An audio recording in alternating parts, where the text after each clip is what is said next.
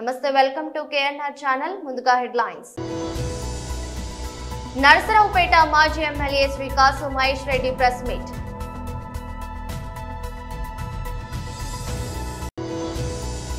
తెలంగాణ భవన్ లో బీఆర్ఎస్ నాయకుల press meet.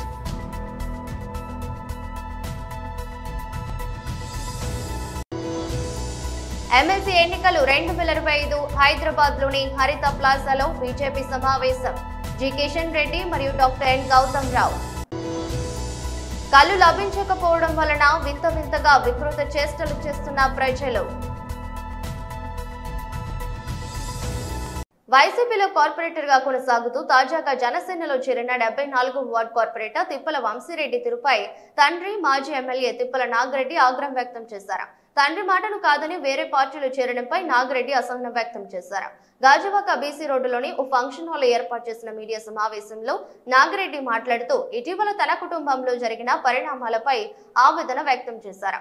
వైసీపీలో సముచిత స్థానం, అనేక పదవులు పొందిన తమ కుటుంబంలో పెద్ద కుమారుడు వంశీరెడ్డి తన మాటను సైతం లెక్క చేయకుండా జనసేనలో చేరాడని అన్నారు. తొలి నుంచి వంశీ వ్యవహార శైలి తనకు నచ్చలేదని, అయినప్పటికీ సర్దుకుపోతూ వచ్చానని చెప్పారు.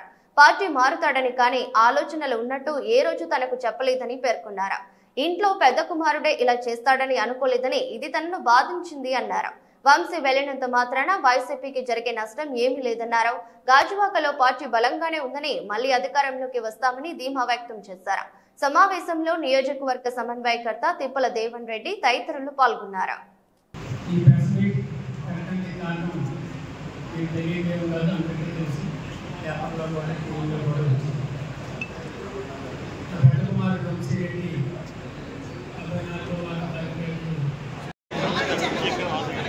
ఇలా లోగో తీసి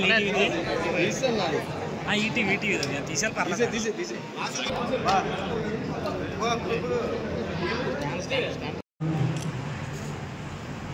రిలీజ్ అవ్వడం వల్ల మనం చూస్తాం. దీని ముందు కూడా ఆయన తెలుగుదేశం పార్టీ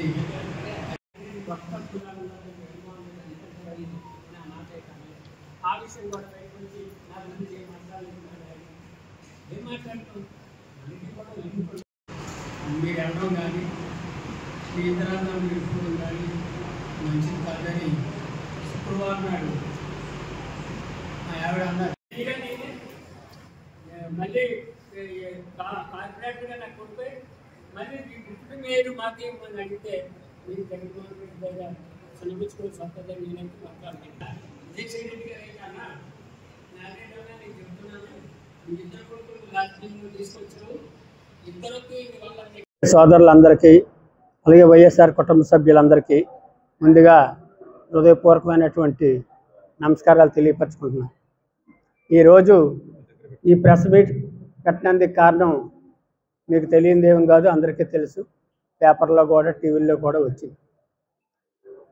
నా పెద్ద కుమారుడు వంశీరెడ్డి 74వ వార్డు కార్పొరేటరు ఈ రోజున మరి నాదెళ్ల మనోహర్ ద్వారా జనసేనలో జాయిన్ అవ్వడం, అది రిలీజ్ అవ్వడం కూడా మనం చూసాం.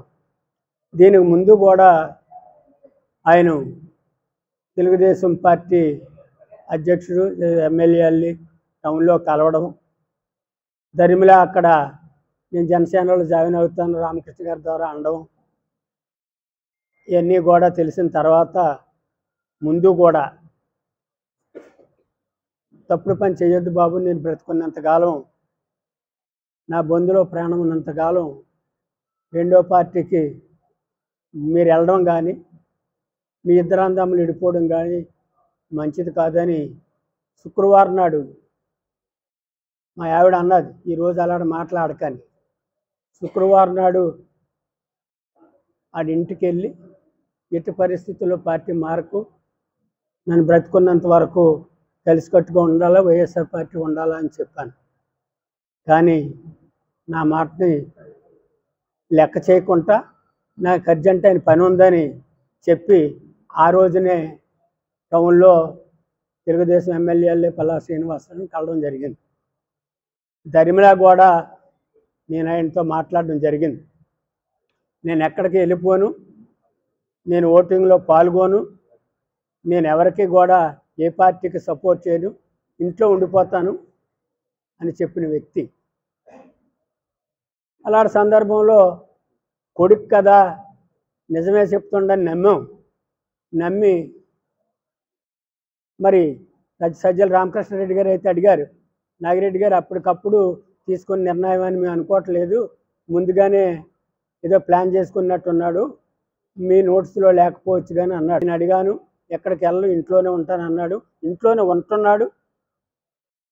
అయినా మరి ఈ రకమైన ఆల్ఎఫ్ఎస్ సడన్ నిర్ణయం తీసుకున్నాడు. తీసుకున్న తర్వాత మేము చేయగలిగింది కూడా ఏమంటుంది చెప్పండి, వేళ చిన్న పిల్లలు ఏం కాదు, కొట్టి తిట్టి ఇంట్లో బంధిస్తూ ఉండిపోయినందుకు, పాలు తాగిన పిల్లలేం కాదు అని చెప్పడం జరిగింది. మా ప్రయత్నాలు మేము లాస్ట్ మినిట్ వరకు చేస్తామని చెప్పి నిన్నటి వరకు ప్రెస్ మీట్ పెట్టమని చాలామంది పెద్దలు, వైస్ ఛాన్సలర్ లాంటోళ్ళు, రిటైర్ అయిన ప్రొఫెసర్ లాంటోళ్ళు చెప్పినప్పటికీ, మా క్యాడర్ చెప్పినప్పటికీ చూద్దాం లాస్ట్ మినిట్ వరకు నేను వెళ్ళాను అన్నాడు కదా, ప్రెస్ మీట్ పెడితే నేను వెళ్ళకముందే ప్రెస్ మీట్ పెట్టి మా నాన్న మాట్లాడాడు, అందుకే నేను వెళ్ళిపోయానని ఆ అపవాదుగా నేస్తాడేమని నిన్నటిదాకా ఓపికగా ఉన్నాం. మరి అటు ధర్మశ్రీ గారు కానీ, ఇటు గురుమూర్తి రెడ్డి కానీ, ఇటు నేను కానీ, మా దయాలన్నయ్య కొడుకు రెండోవాడు అప్రసవం కానీ, మా అబ్బాయి దేవన్ కానీ అందరం కూడా వెళ్ళి ఎన్నిసార్లు బతిమాలిలా అతనిలో మార్పు అయితే రాలేదు. అందరినీ కూడా తిట్టడం మొదలుపెట్టాడు. ఇంకా తిట్ల పురాణం వినలేక సర్లే ఇంకడు ఎలాగా మన మాట వినేటట్టు లేడని వదిలేయడం జరిగింది. ఇప్పుడు పరిస్థితి ఏంటంటే, జగన్మోహన్ రెడ్డి గారు మా కుటుంబానికి చేసిన సేవకి, అంటే ఇచ్చిన గౌరవానికి, మాకు ఇచ్చిన అవకాశానికి మేము ఆయనకు రుణపడి ఉన్నాం. కానీ ఈవేళ మేము జగన్ గారి ముఖం చూడలేక నేను ఆయన దగ్గరికి వెళ్ళలేని పరిస్థితి నా కొడుకు వల్ల జరగడం నాకు చాలా విచారకరం, దురదృష్టకరం అని కూడా చెప్తున్నాను. చాలామంది వెళ్ళిపోతున్నారు కదా అన్నారు. అందరూ వైఎస్ఆర్ పార్టీ కార్పొరేట్లు వెళ్ళిపోయి, నువ్వు వెళ్ళకూడదు. ఎంతమంది వెళ్ళిపోయారా, ఎంతమంది ఉన్నారో నాకు అనవసరం. నా కొడుకుగా నువ్వు వెళ్ళకూడదని ఎన్ని చెప్పినప్పటికీ వినిపించుకోలేదు. మరి వినిపించుకోలేనప్పుడు కొట్టి తిట్టి చెప్పినందుకు నా వయసు కూడా ఇంచుమించు 75 ఏళ్ళు వచ్చింది కనుక ఇంక ఈ పరిస్థితుల్లో వాళ్ళు కొట్టి వాళ్ళ దగ్గర జీవాట్లు తిని లేకపోతే వాళ్ళ చేత కొట్టించుకునే పరిస్థితి కాదు కనుక మరి ఇంకెందుకన్నా చేయలేక జగన్మోహన్ రెడ్డి గారికి ఇచ్చిన ఆ రుణం తీర్చోలేపను, అతనికి రుణపడి ఉన్నాం, లాయల్టీగా ఉండాలా, క్రెడిబిలిటీగా ఉండాలని ఎంత చెప్పినా చెవిటోడు ముందు శంఖ ఊదినట్టుగానే నా విజ్ఞప్తిని పరిగణలోకి తీసుకోలేదు. ఈవేళ ఈ పరిస్థితి వచ్చి ప్రెస్లో వాడి గురించి, నా కొడుకు గురించి నేను మాట్లాడుకునే పరిస్థితి వస్తుందని నేను ఎప్పుడు కూడా అనుకోలేదు. కానీ అతని క్యారెక్టరేట్ అనేది గాజువాక సమీపం పాత కర్ణవాణిపాలెంలో కొలువై ఉన్న పురాతన రామాలయం పునర్నిర్మాణం తర్వాత 4వ వార్షికోత్సవాన్ని ఘనంగా నిర్వహించారు. 3 రోజుల పాటు ఆలయంలో శాస్త్రోక్తంగా పూజలు, హోమాలు, అభిషేకాలు జరగనున్నాయి. తొలి రోజు గణపతి పూజతో ఉత్సవాలకు శ్రీకారం చుట్టారు. భాజపా కన్వీనర్ కరణం రెడ్డి నరసింగరావు, జ్యోతి దంపతులు తొలి పూజలో పాల్గొన్నారు. ఆలయ అర్చకులు రవికుమార్ శర్మ పర్యవేక్షణలో అర్చక బృందం మంత్రోచ్చరణ చేయగా పరిసర ప్రాంత భక్తులంతా వేడుకను తిలకించారు. 3 రోజుల పాటు సూర్య నమస్కారాలు, హోమాలు, ఆదివారం సుబ్రహ్మణ్య స్వామి కళ్యాణం జరపనున్నట్లు తెలిపారు. కార్యక్రమంలో సిరసపల్లి అప్పారావు, కనకారావు, సాలాపు నూకరాజు, కన్నయ్య తదితరులు పాల్గొన్నారు.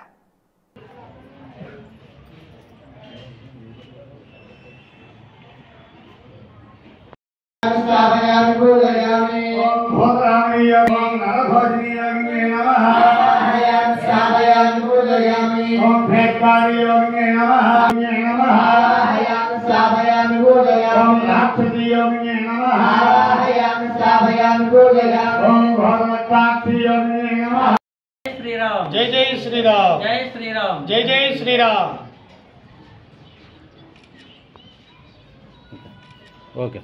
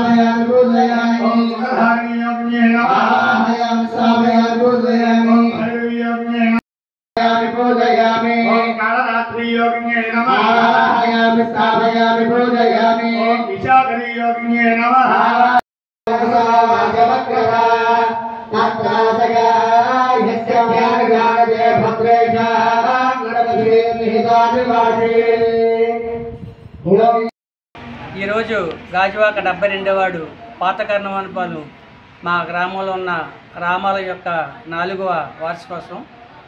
నూతన రామాలయం నిర్మించి 4 సంవత్సరాలు పూర్తవుతుంది. వేద పండితులు శ్రీ రవికుమార్ శర్మ గారి ఆధ్వర్యంలో ఉదయాన్నే మొదటి రోజు పూజలు నిర్వహించడం జరిగింది. నవగ్రహాల పూజలు, అదేవిధంగా సూర్య నమస్కారాలు, ప్రత్యేక హోమాలు 3 రోజుల పాటు ఈ కార్యక్రమాలు జరగనున్నాయి. ఈరోజు, రేపు, ఎల్లుండి శ్రీ సుబ్రహ్మణ్య స్వామి వారి కళ్యాణం కూడా అత్యంత వైభవంగా జరుగుతుంది. మరి ఈ ప్రాంతంలో ఉన్న భక్తులు, ఆలయ కమిటీ పెద్దలు అందరూ కూడా ఈ కార్యక్రమంలో పాల్గొన్నారు. వారందరికీ మరి లోక కళ్యాణార్థం ఈ యొక్క కార్యక్రమం జరుగుతున్నది. ఇప్పుడే పంతులుగా చెప్పినట్లుగా మరి ప్రతి ఆలయానికి కూడా ప్రతి సంవత్సరం ఇలా వార్షికోత్సవ పూజలు, అదేవిధంగా శ్రీరామనవమి పూజలు అన్నీ చేయడం ద్వారా చూస్తున్న మొన్ననే ఈ నెలలోనే శ్రీరామనవమి జరిగింది. 5,000 మంది పైగా భక్తులంతా తరలి వచ్చారు. వారంతా తీర్థప్రసాదాలు తీసుకొని స్వామివారికి మొక్కులు చెల్లించుకున్నారు. మరి ఈ 3 రోజుల పాటు జరిగే ఈ యొక్క ఆలయ వార్షికోత్సవ కార్యక్రమంలో అందరూ భక్తులందరూ పాల్గొని కార్యక్రమం విజయవంతం చేయాలని కోరుతున్నాను. నర్సరావుపేట మాజీ ఎమ్మెల్యే శ్రీ కాసు మహేష్ రెడ్డి ప్రెస్ మీట్ నిర్వహించారు.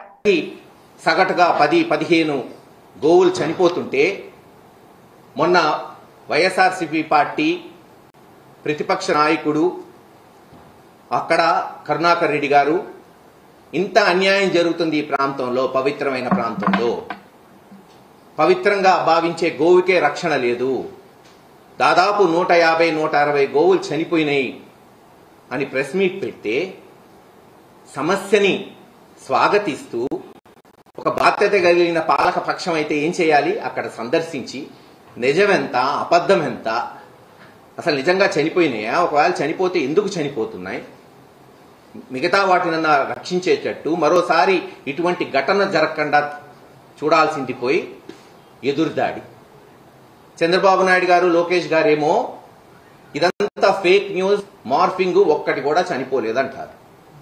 అక్కడ తిరుపతి ఎమ్మెల్యేనేమో శ్రీనివాసులు గారేమో 40 చనిపోయినాయి అన్నాడు. ఈఓ గారు వచ్చి 30 అంటారు. చైర్మన్ గారు మరొక అడుగు ముందుకేసి ఖచ్చితంగా 20 అయితే చనిపోయినాయి, అయినా ఏముంది దీంట్లో, మీ ఇంట్లో చనిపోరా ఏంది అన్నాడు. వాస్తవమే, వయసు రీత్యా పెద్దవాళ్ళై అందరిళ్లలో ఎవరో ఒకరు చనిపోతుంటారు, బాధపడుతుంటాం. ఎవరి జీవితం శాశ్వతం కాదు. ఇంకో 30-40 సంవత్సరాలు ఆ చైర్మన్ గారు ఉండరు, ఇంకో 50 సంవత్సరాలు నేను ఉండను, ఎవ్వరూ శాశ్వతం కాదు. కానీ ఆయన అన్నట్టు ఒకే ఇంట్లో 2-3 నెలల్లో పెద్దవాళ్ళు, చిన్నవాళ్ళు ఒక 5-6 చనిపోతే ఆందోళన చెందరా?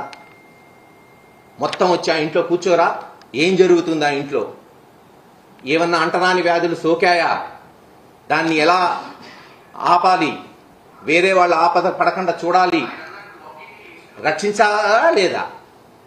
మరి వాళ్ళు చేయాల్సిన బాధ్యత వాళ్ళకు ఉన్నిందా లేదా? చైర్మన్ కావచ్చు, ఈవో కావచ్చు, జేఈఓ కావచ్చు, ఇతర అధికారులు కావచ్చు, ఇలా గోశాలలో చనిపోతున్నాయి, ప్రతి నెల ఇదే జరుగుతుంది అన్నప్పుడు వెంటనే సందర్శించి నిపుణుల్ని తీసుకెళ్లి, వెటనరీ డాక్టర్లు బహుశా నాకు తెలిసి ఖచ్చితంగా తిరుపతి దేవస్థానం కూడా ఉంటుంది. ఏం చేస్తున్నారు వీళ్ళంతా?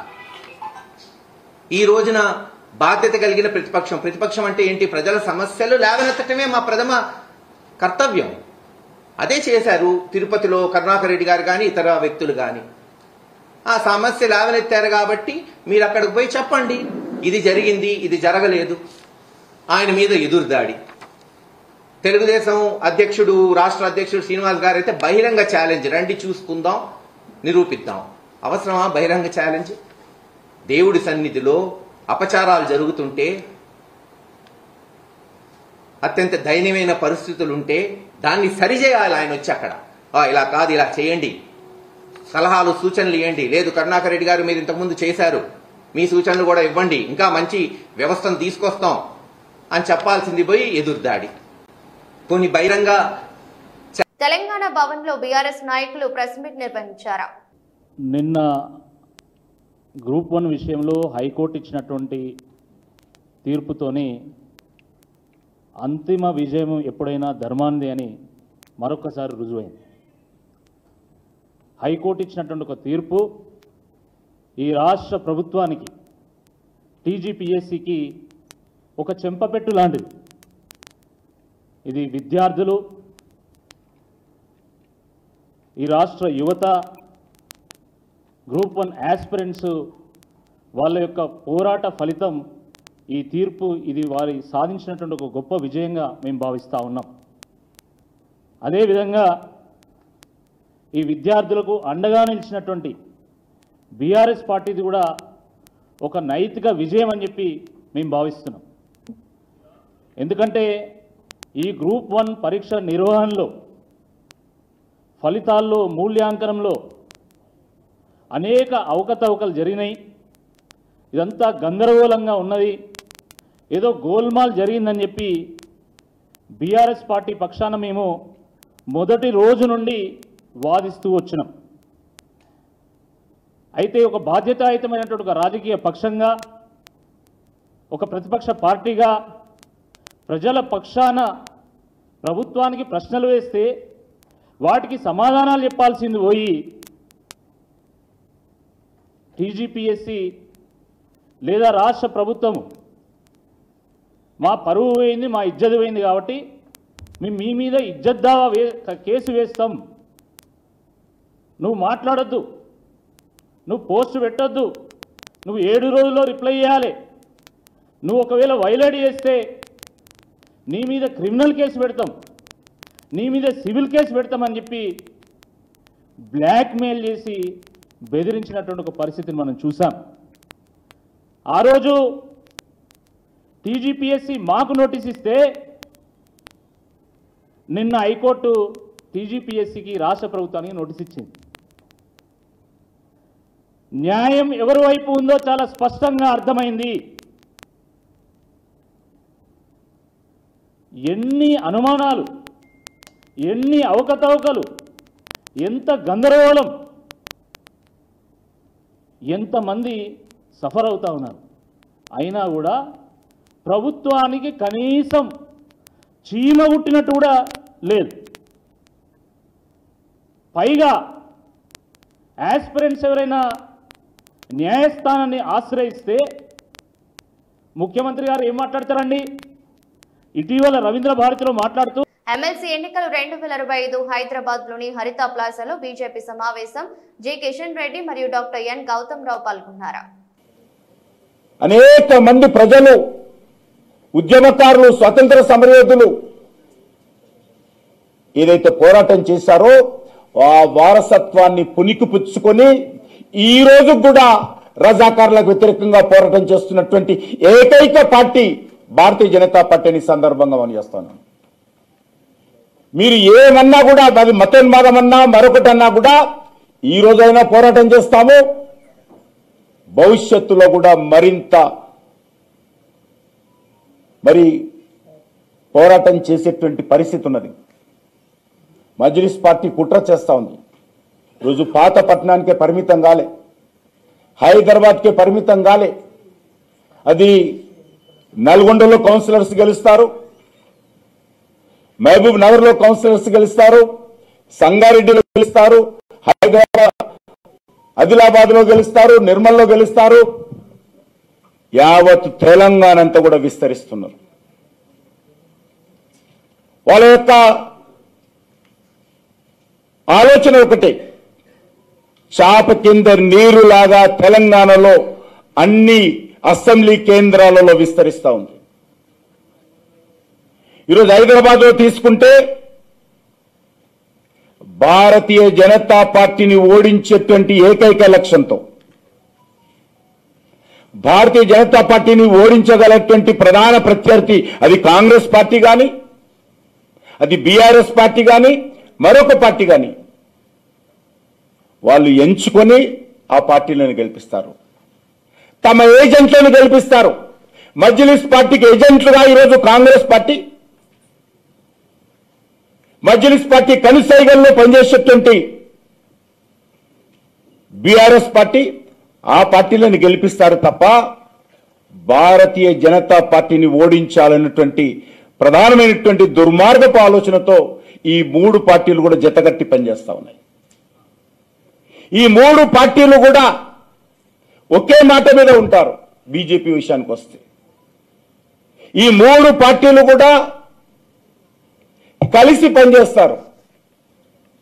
ఈ మూడు పార్టీలు కూడా ఒకే తాండు ముక్కలే. అందుకే తెలంగాణ ప్రజలు జాగ్రత్త పడాలి.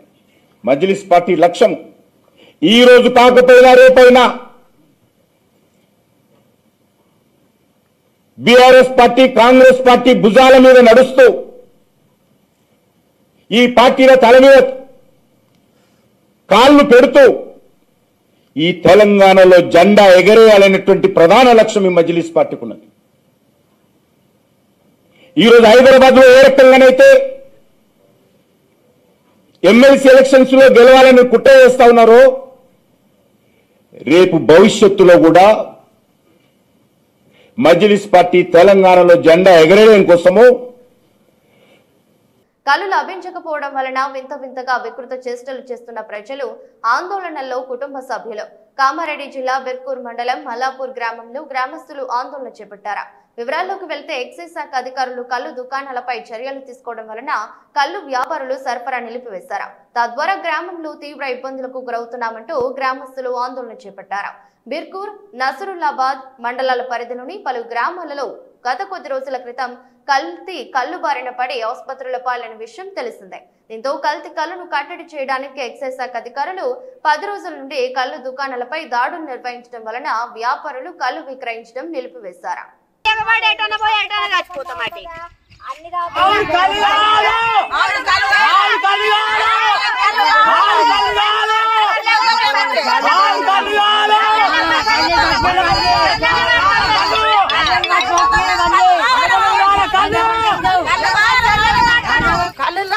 కళ్ళు రోమకు బారకపోయింది సార్. మాకు పిచ్చిలేస్తున్నది. మాకైతే రోజు 2 చిస 1 చిస దాగి బుక్కెడు పోతింటాం ముసళ్ళు. ఆ ముసళ్ళు పడిపోయింది, ఆ ముసలోడు పడిపోయింది నిన్న మొన్న. అందరం దాక్కుంటారు. ఇప్పుడు రోమకు అప్పుడు 1 పరి 8 పిసలు వేసి మంది అంటారు చచ్చిపోయారేమన్న మంది. 10 రోజులే 12 రోజులే కళ్ళు లేక బీర్కూరు పోయి తెచ్చుకుంటున్నాం. సస్తబత్త బండ్లు ఉన్న వాళ్ళు తెచ్చి మాకు కొడుకులు లేని వాళ్ళము. మేము బండ్లు ఉన్న వాళ్ళు ఇట్లనే పిస పిస వేస్తున్నారు అంటున్నారు ముసలి. కళ్ళు లేక ఇప్పుడు జనాలు ఇప్పుడు ముసలి వాళ్ళు అందరు వాళ్ళు నరాల వీక్నెస్ వల్ల కొంచెం ఇబ్బంది అయిపోతుంది. వాళ్ళకు కూడా కొంచెం పడిపోతున్నారు. ఇప్పుడు సార్ పొద్దున్న దాకా ఎండలో పని చేసేస్తాము. ఒక సీస తాగడానికి ఎటు పోయినా కూడా కలుబట్లకే పోతారు ముసలి వాళ్ళు. అసలు వాళ్ళు ఎటు పోతారు సార్? శాతగానులు ఎడిపోతారు. ఇప్పుడు మేము కాలు చేతులు ఉన్నాయని ఏదో బండ్లు ఉన్నాయని మేము ఎక్కడి నుంచో తీసుకొచ్చుకొని మేము ఇది చేస్తున్నాము. ముసలి వాళ్ళు ఎడిపోతారు. ఎండలు ఏమైనా తోడం కొడుతున్నాయి సార్? 15 రోజులు అవుతుంది మా ఊరికి రాక. 15 రోజుల నుంచి అయితే కళ్ళు ఊరికి రావడమే లేదు. మల్లాపురము. నా పేరు పోషా పందిరి పోషా. మా కాళ్ళు చేతులు బీకపోతే నరాలని గుంజుకపోతున్నాయి. కాళ్ళు లేక అన్నం పోకొచ్చింది, నీరసం అయిపోతుంది. సప్పుడు దాకా కుక్కల ముదురుకుంటున్నాం. కాళ్ళు పంపిరు సారు ఎట్లన్నా చేసి మాట్లాడుతున్నా కానీ కాళ్ళు అనుకుంటున్నాయి. వార్తలు ముగించే ముందు మరోసారి హెడ్లైన్స్. నరసరావుపేట మాజీ ఎమ్మెల్యే శ్రీ కాసు Mahesh Reddy press meet.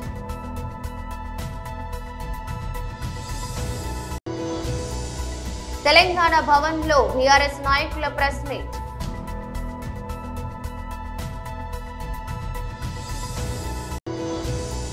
MLC ఎన్నికలు 2025 హైదరాబాద్ లోని హరిత ప్లాజాలో బీజేపీ సమావేశం.